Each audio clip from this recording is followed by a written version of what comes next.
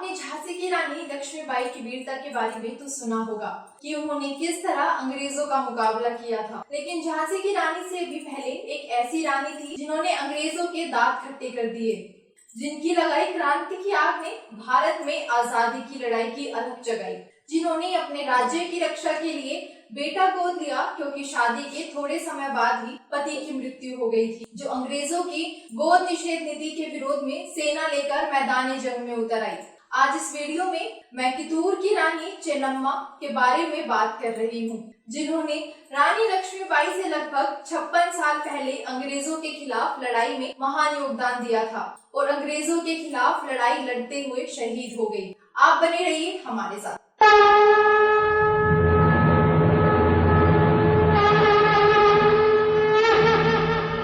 नमस्कार दोस्तों, मैं आपकी दोस्त और होस्ट प्रियांशी और आप देख रहे हैं इतिहास, धर्म और आस्था से संबंधित जानी अनजानी जानकारियां देने वाला चैनल विरासत इंडिया। दोस्तों, बात आजादी के पहले की है। कर्नाटक प्रांत के बेलगाम जिले में एक छोटा सा कस्बा है कितूर। एक बार यहाँ पर नरभक्षी बाघ का आतंक फैल गया। जनता काफी डरी हुई थी। उस समय कितूर में राजा मल्लासर्ज का शासन था। जनता को भय से मुक्त करने के लिए नरभक्षी बाघ को मारने के लिए राजा तुरंत उसकी खोज में निकले। जल्द ही बाघ का पता चल गया और राजा ने उस पर बाण चला दिया। बाघ घायल होकर गिर गया। जैसे ही राजा बाघ के नजदीक पहुँचे तो देखते हैं कि बाघ पर एक नहीं बल्कि दो तीर लगे हुए थे। राजा को थोड़ी हैरानी हुई कि यह दूसरा तीर किसने चलाया। तभी उनकी नजर पास में खड़ी सैनिक वेशभूषा में सजी एक सुंदर कन्या पर पड़ी। राजा को समझते देर न लगी कि दूसरा बाण कन्या का ही है। ये बहादुर कन्या कोई और नहीं बल्कि रानी चेन्नम्मा थी, जो आगे चलकर इन्हीं राजा मल्लासर्ज की पत्नी बनी। रानी चेन्नम्मा का जन्म कर्नाटक के बेलगाम में 23 अक्टूबर 1778 को हुआ था। बचपन से ही चेन्नम्मा को तलवारबाजी, घुड़सवारी और युद्ध कलाओं का शौक था। राज परिवार में जन्म होने के कारण चेन्नम्मा को अपने इन शौकों को पूरा करने का मौका भी मिला। उन्होंने इतनी शिद्दत से इन कलाओं को सीखा कि युवा होते होते अपने युद्ध कौशल की वजह से वह प्रसिद्ध हो गई। रानी चेन्नम्मा के युद्ध कौशल और योग्यता की वजह से कर्नाटक के कितूर राज्य में देसाई परिवार के राजा मल्लासर्ज से उनका विवाह हुआ। लेकिन शादी के कुछ साल बाद ही चेन्नम्मा पर दुखों का पहाड़ टूट पड़ा। राजा मल्लासर्ज की मृत्यु हो गई और उसके बाद साल 1824 में उनके इकलौते बेटे की भी मौत हो गई। ऐसे में राज्य के सामने राजा के पद का संकट खड़ा हो गया। कितूर की राजगद्दी रिक्त हो गई, जिसे भरने के लिए रानी चेन्नम्मा ने शिवलिंगप्पा नाम के एक दूसरे बच्चे को गोद लेकर उसे अपनी गद्दी का वारिस घोषित कर दिया। उन दिनों कर्नाटक सहित पूरे भारत पर अंग्रेजों का राज था। ब्रिटिश ईस्ट इंडिया कंपनी के गवर्नर लॉर्ड डलहौजी ने गोद निषेध नीति की घोषणा कर दी।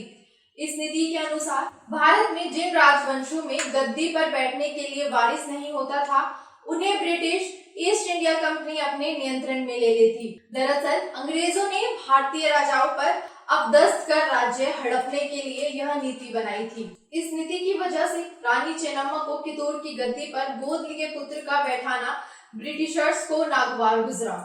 उन्होंने इसे नियमों के विरुद्ध बताया। पहले बातचीत द्वारा इस मुद्दे को हल करने की कोशिश की गई, लेकिन बात नहीं बनी।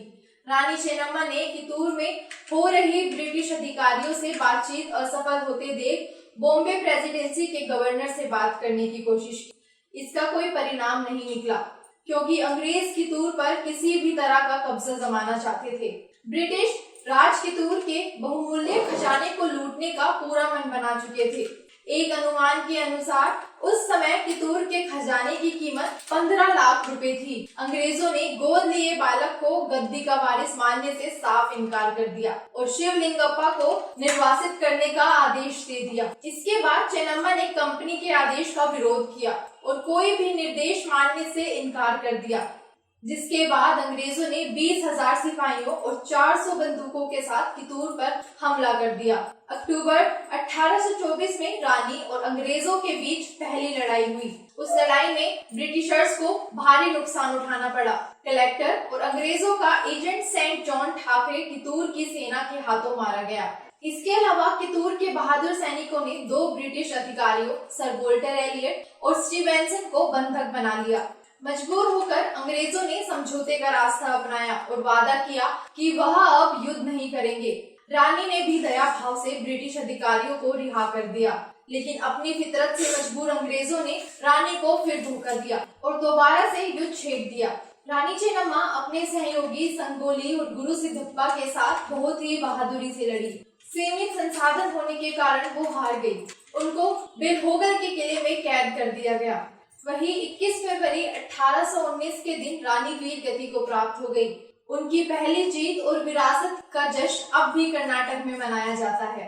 हर साल कितूर में 22 से 24 अक्टूबर तक कितूर उत्सव लगता है। उनकी एक प्रतिमा नई दिल्ली के पार्लियामेंट हाउस में लगी है। इसके अलावा कर्नाटक में भी रानी चेन्नम्मा को सम्मान देने के लिए उनकी मूर्तियां बेंगलुरु और कितूर में बनवाई गई। आज भी कितूर का राजमहल और दूसरी ऐतिहासिक इमारतों में से इस महान महिला की वीरता के साक्ष्यों को देखा और महसूस किया जाता है। उन्होंने जो आजादी की अलग जगाई, उनसे ढेरों अन्य लोगों ने प्रेरणा ली। रानी चेन्नम्मा की कहानी लगभग झांसी की रानी लक्ष्मीबाई की तरह है, इसलिए उनको कर्नाटक की लक्ष्मीबाई भी कहा जाता है। वह पहली भारतीय शासक थी जिन्होंने ब्रिटिश ईस्ट इंडिया कंपनी के खिलाफ शस्त्र विरोध किया, वो भी 1857 की संग्राम के करीब 3 दशक पहले की रानी चेन्नम्मा के योगदान को कभी भुलाया नहीं जा सकता। वो न सिर्फ महिला शक्ति की प्रतीक है, बल्कि वो प्रेरणा स्रोत भी है कि अपने शर्तों पर जीने के लिए कोई भी मूल्य कम नहीं होता। तो दोस्तों, ये थी कितूर की रानी चेन्नम्मा की कहानी। ये वीडियो कैसा लगा जरूर बताएं। अगले वीडियो में मैं फिर इतिहास, धर्म और आस्था से जुड़ी कोई नई कहानी या नई जानकारी लेकर हाजिर हो जाऊंगी। तब तक के लिए नमस्कार।